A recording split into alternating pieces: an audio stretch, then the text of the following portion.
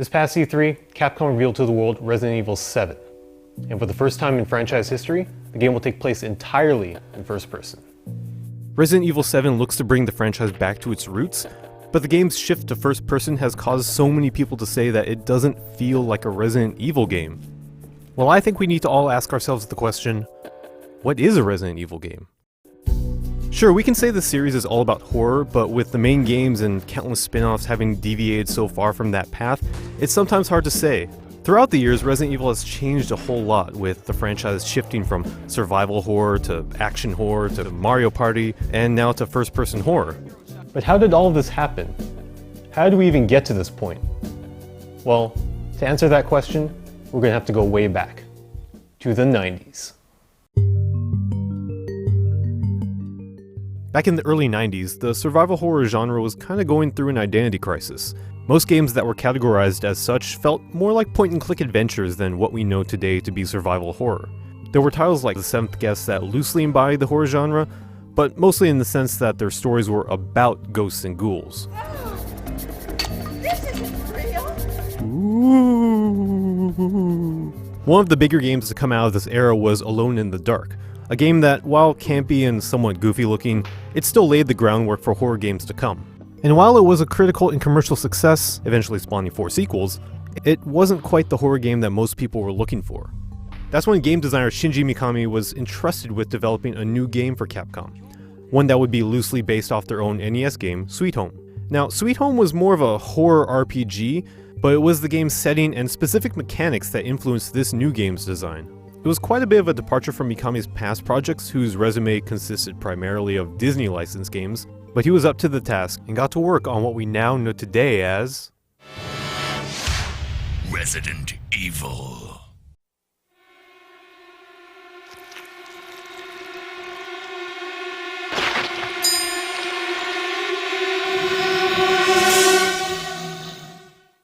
When Resident Evil was released, it changed everything. The pre-rendered environments aided in giving the game a truly creepy feel, and the inventory system limited the items you could pick up, forcing the players to be selective with what they held. But it was the control scheme that pushed the game into new territory. Players would rotate their character with left and right and move them forward by pressing up, regardless of where they were on the screen. What this did was slow the character's movements down, as it wasn't possible to just bolt out of a room at the first sign of trouble. Players would find themselves struggling to maneuver their character during these tense moments, making zombie confrontations all the more stressful. The game also had this sense of dread that made you feel vulnerable at every turn. The moments between each room, separated by the creepiest loading screen you'll ever encounter, were incredibly tense, as you were never quite sure what kind of monsters were waiting behind the door. There could be zombies, there could be zombie dogs, bees, crows, snakes, or even these guys. And while, okay, the dialogue might be more famous than the actual game itself, that was too close. You were almost a Jill sandwich. You're right. that was all part of the game's charm. The B-movie horror aspect felt very reminiscent of a George A. Romero script, and the campiness of the game would eventually become a defining characteristic of the franchise.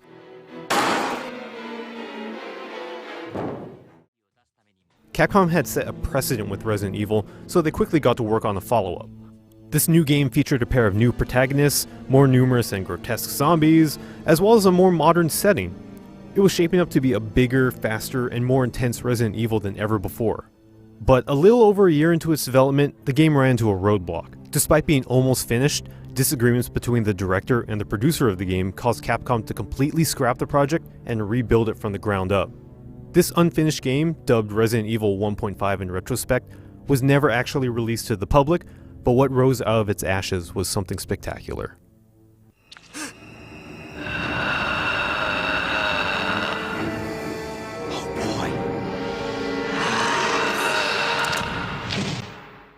In 1998, Resident Evil 2 was released, building upon everything that fans loved from the first game.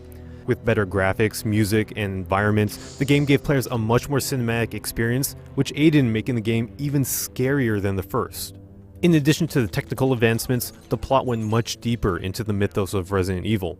Going beyond a single mansion setting, the game now took place in Raccoon City itself, with your character given a much bigger environment to explore and get lost in. This is when the game started investing more time into its backstory, as you slowly learned about the virus, where it came from, and ultimately how it affected and infected the residents of the city. Resident Evil 2 also introduced what they called the zapping system, which gave the player different storylines and puzzles for each character. Regardless of the troubled development, Resident Evil 2 was a success. It went on to become the best-selling single-platform game for the franchise, with almost 5 million copies of the PlayStation version being sold. With the incredible success of Resident Evil 2, Capcom was on an upward trajectory, becoming the flagship developer for the survival horror genre. Countless other horror game franchises were launched in the wake of Resident Evil's first 2 games, including Silent Hill, Parasite Eve, and hey, even Capcom's own Dino Crisis.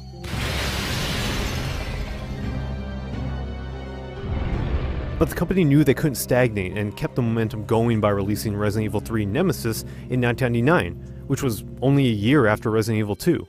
The game had a much shorter development cycle than its predecessors, as Capcom was attempting to work on multiple Resident Evil projects at the time. But with the arrival of the PS2 just a mere year and a half away, they all knew that time was running out. A small team that had been working on the spin-off game suddenly found themselves tasked with making Capcom's third mainline Resident Evil title. Preparing to drop off at area E95074.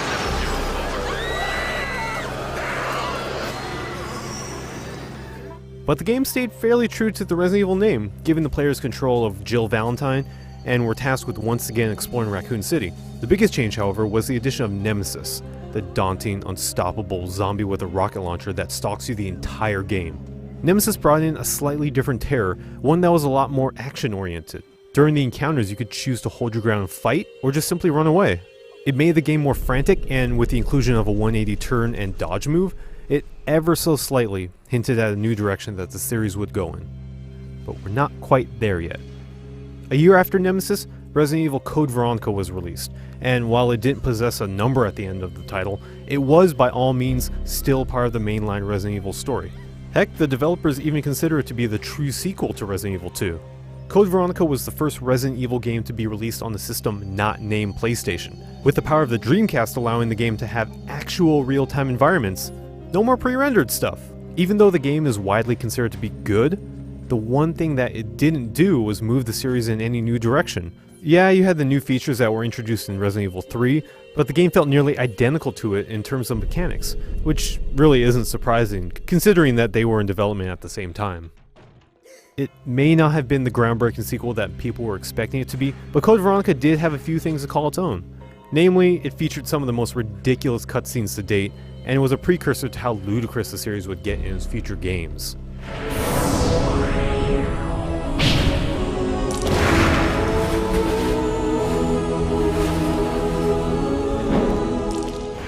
After the success of Code Veronica, Resident Evil creator Shinji Mikami began the arduous task of remaking the original game. He was convinced that the first Resident Evil had not aged well.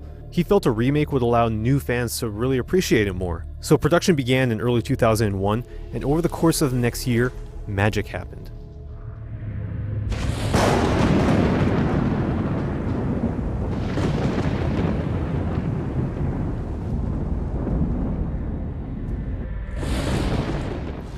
The game transformed into a thing of beauty, one that pushed the GameCube to its limits with real-time lighting, motion-captured character movements, and even particle effects. The graphical redesign was what made the game. It gave players the terrifying atmosphere that the original game promised, with no compromises. It had only been 6 years and one console generation since the original Resident Evil, yet the leap in graphical quality was astronomical. But despite all the improvements made to the game and how much effort was put into making it one of the best Resident Evil experiences to date, there was one thing that Capcom just couldn't control: the poor sales. The remake was a GameCube exclusive, and while it sold 1.4 million copies worldwide, it was well below Capcom's expectations. And the following game, Resident Evil 0, sold just as poorly, despite it being made in the very same vein as the remake. 0 was criticized for not doing enough to advance the franchise. Critics were turned off by the clunky controls and outdated mechanics, as they said. And this was kind of a wake-up call to Capcom. They knew that people wanted something different. They knew that it needed to be more than just scary. They needed to make the game fun. If they wanted their next game to be a success, they'd really have to shake things up a bit.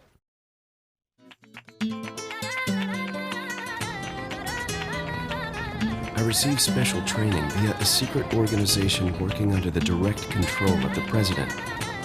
I was to assume the responsibility of protecting the new president's family. When Resident Evil 4 hit shelves in early 2005, people quickly found out that this was not the same slow-moving zombie fest like the previous incarnations. In the very first scene, the game showed right away just how different it was than any other Resident Evil game before it.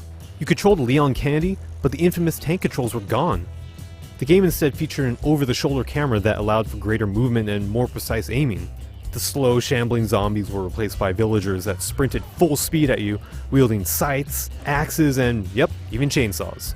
While this new breed of enemy wasn't classified as a zombie, that didn't stop them from being terrifying to deal with. Their improved AI allowed them to chase you up ladders, break through windows and doors, and even dodge your attacks. In short, they were a huge step up from the previous game zombies, and posed a greater challenge than anyone had ever seen in Resident Evil. And with more intelligent and dangerous enemies came more powerful weapons. Thanks to the new aiming system, specific areas like the head or legs could be targeted, giving players new ways to disable their foes. Melee attacks were also introduced and now could be performed after stunning an enemy. No need to worry about being cornered or chomped to death when you were a single roundhouse kick away from freeing yourself. Leon was more powerful in close quarters, and naturally it made the game less scary. Yes, these were some astonishing changes that the game had gone through, but many felt that they were changes for the better. I mean, the first time Leon gets his head cut off by the chainsaw guy was a defining moment for most people, and showed that this game was not messing around. Resident Evil 4 garnered multiple Game of the Year awards, with critics praising everything from its graphics to its controls, to even its voice acting for once. After the series had spent a good decade scaring players with its survival horror ways, people seemed to embrace this new look for the series. This was the change that they had been hoping for. So, how do you follow up the alleged masterpiece that was Resident Evil 4? Well, Capcom had the idea of keeping the game very action-oriented and hopefully capture that same lightning in a bottle twice. They were convinced that this is what fans wanted.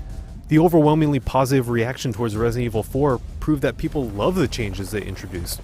So how could reusing that same formula do any wrong?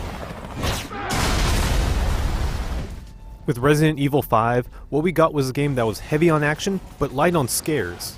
The game took place in Africa in the blistering sun, so gone are the dark, spooky hallways of yore. And maybe the most controversial addition to the game, aside from the whole being in Africa thing, was the two-player co-op, as longtime fans felt it killed the spirit of the series. Is the game still scary when your teammate is loaded up with golden eggs just a few steps away? People didn't seem to think so. I'll be honest, my time with Resident Evil 5 might have been the most enjoyable out of all the Resident Evil games because of the co-op. For the first time, shooting zombies became a shared experience. Whether or not the game was scary, people couldn't deny that it was fun. By taking all the gameplay elements from Resident Evil 4 and ramping up the intensity, Capcom made the conscious decision to continue modifying the franchise. They turned the game into something that didn't quite feel like Resident Evil in the traditional sense, but it was something that could be appreciated on its own. Pursuing that change with Resident Evil 5 might have been the smartest thing that Capcom could have done with the game, because at that point, there was no way it could have lived up to the expectations that 4 set. Resident Evil 5 may not have been the runaway critical success that 4 was, but it wound up not only being the best-selling Resident Evil game of all time, but also the best-selling Capcom game of all time. Having the game designed around two players not only set it apart from Resident Evil 4, it propelled it into a category all its own and set the stage for what came next.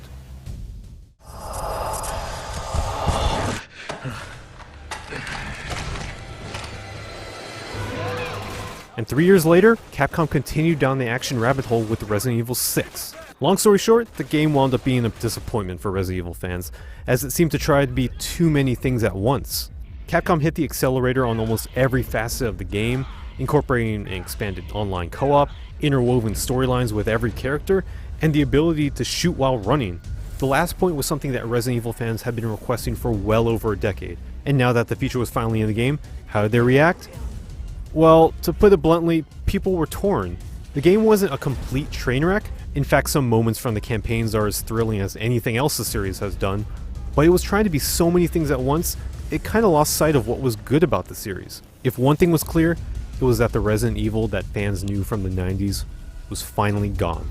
The series was now a shooter, with the only remaining ties to horror being the name on the box. Capcom even went as far as to classify the game as dramatic horror, clearly trying to convince people that the game was still the Resident Evil they knew and loved, but the damage had been done.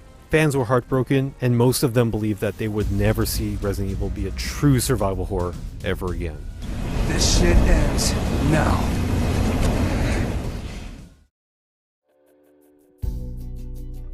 So that brings us to Resident Evil 7, a game that Capcom claims is going back to its horror roots. And not only is it in first person, it's entirely playable in VR as well. Both of these things are new to the series, so these clearly aren't the roots that they're talking about. It's hard to say how the first person perspective will help or hurt it, but what is clear is that Capcom has been taking hints from contemporary horror games like Outlast or Slender Man. But hey, I played the demo, and you know what? I like this new direction that they're going with it. I like this new Resident Evil. The gradual evolution of the series has shown that Capcom is not afraid to move on and try new things. And I think it's a wonderful example of a game never getting too comfortable with what it is. Even the small spin-off games speak volumes about Capcom's tendency to experiment with the franchise. People might point to a game like Resident Evil 5 and say, "Oh, this doesn't look like a Resident Evil game to me," but I'm not entirely convinced that a single game can define the series. The true definition of Resident Evil is as fluid as the brains leaking out of a zombie's head. So to answer the question, what is a Resident Evil game? Well, it's survival horror. It's dramatic horror.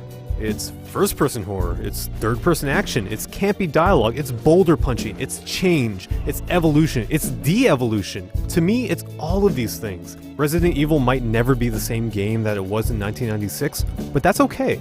Because much like the game's own T-Virus, it's constantly morphing and mutating.